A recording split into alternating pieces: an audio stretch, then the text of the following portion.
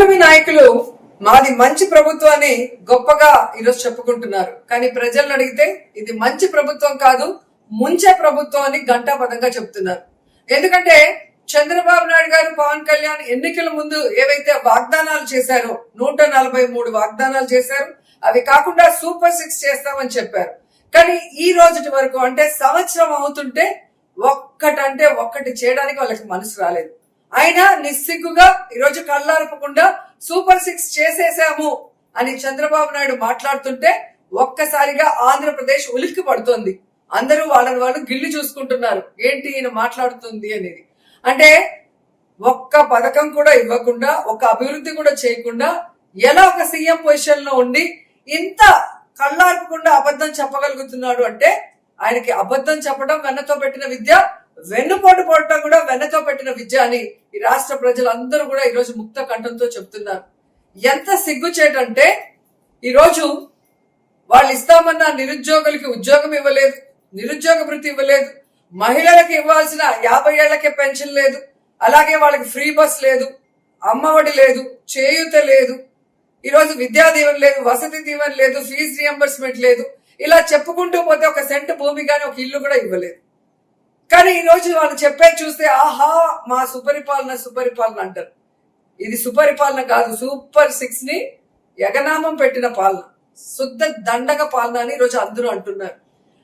And మీరు ఒక్కసారి చూస్తే జగన్మోహన్ రెడ్డి గారి పొదలి ప్రోగ్రాం తర్వాత తెలుగుదేశం, జనసేన, కూటమి ప్రభుత్వ గుండెల్లో రైళ్లు పరిగెట్టి రాత్రికి రాత్రే ఏ విధంగా జీవో ఇచ్చారు అమ్మఒడికి మీరు చూశారు.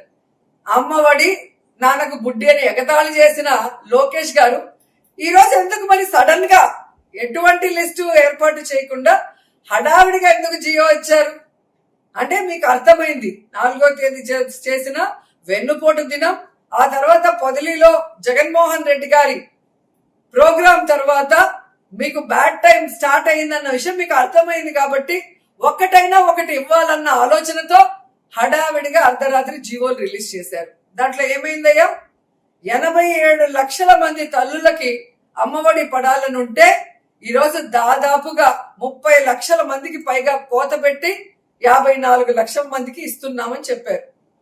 ఇది మీకే సరిపోతుందా? మీరేం చెప్పారు ఎన్నికల్లో?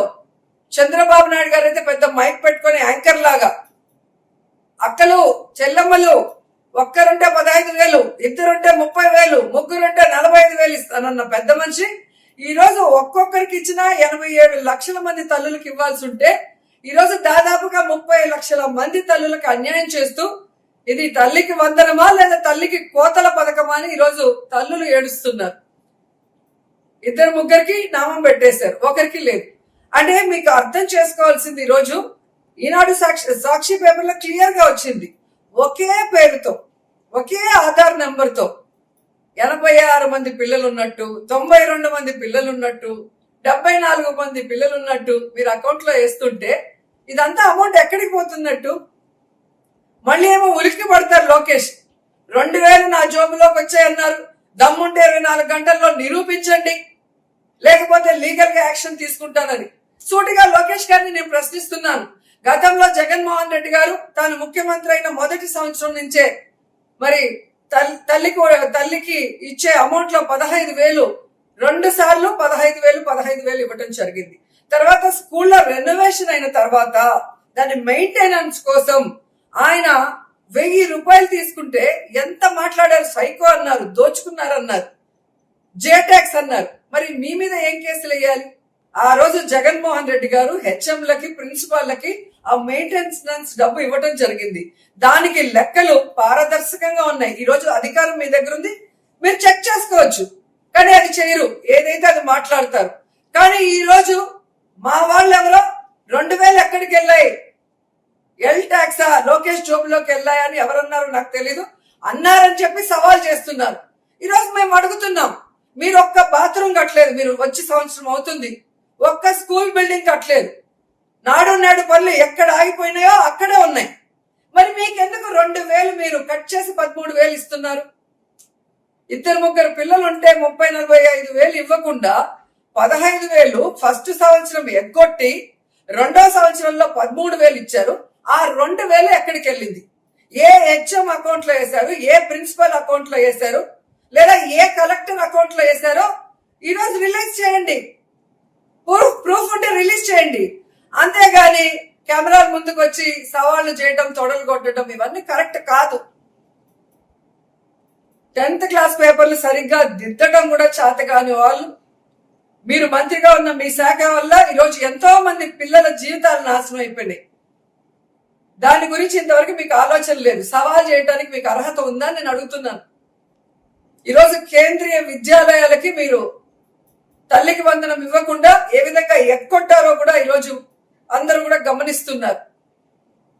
పేరుకు ఒక పథకం ఇచ్చినట్టు పబ్లిసిటీ చేసుకోవడం తప్ప దాంట్లో అంతా కోతలే అనేది ఈరోజు అర్థమవుతుంది. కాబట్టి ఈ రాష్ట్రంలో ఉన్న వాళ్ళందరికీ అర్థమైంది. మీ నాన్న చెప్పాడు కదా, బటన్ నొక్కడం పెద్ద వింత కాదు, మూలనున్నా కూడా ముసలమ్మ నొక్కుతుంది అని. మరి తల్లికి వందనం అనే ఒక బటన్ నొక్కడానికి ఇప్పుడు అర్థమైందా బటన్ నొక్కడం ఎంత కష్టమో? కాబట్టి జగన్ గారి మీద నోరు పారేసుకోవటం కాదు, మీరిచ్చిన వాగ్దానాలు నెరవేర్చడంలో మీరు చిత్తశుద్ధి చూపించండి. రెడ్ బుక్ రాజ్యాంగాన్ని పక్కన పెట్టి ఎల్లో బుక్ మేనిఫెస్టోని అమలు చేయండి. రాష్ట్రంలో ఎంతమంది పేద తల్లులు ఉన్నారో, ఇంట్లో ఎంతమంది పిల్లలు చదువుతుంటే మీరు ప్రమాణం చేసినట్టుగా అందరికీ కూడా తల్లికి వందనం ఇవ్వాల్సిందే. అలా కాకుండా ఇలా కోతలు పెట్టుకుంటూ పోతే ఊరుకునే పరిస్థితి లేదు.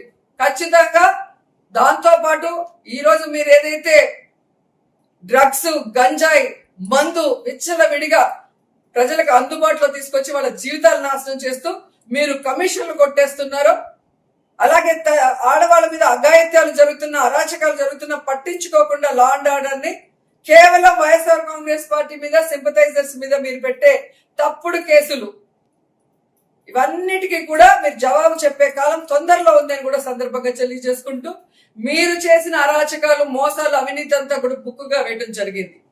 ఈ రోజు నుంచి ప్రతిరోజు మీరు చేసేటివి ఇలా వేలకు వేలు ప్రింట్ చేస్తాం. ప్రతి ఒక్క ఓటర్ ఇంటికి ఆ బుక్ వెళ్లి మీరు చేసిన అవినీతిని, మోసాల్ని అన్ని కూడా ఎండగడుతూ రాబోయే కాలంలో మేము మెడలు వంచి మీరు చేసిన తప్పులకి మీకు శిక్ష పడేలా కూడా చేస్తామని హెచ్చరిస్తున్నాం.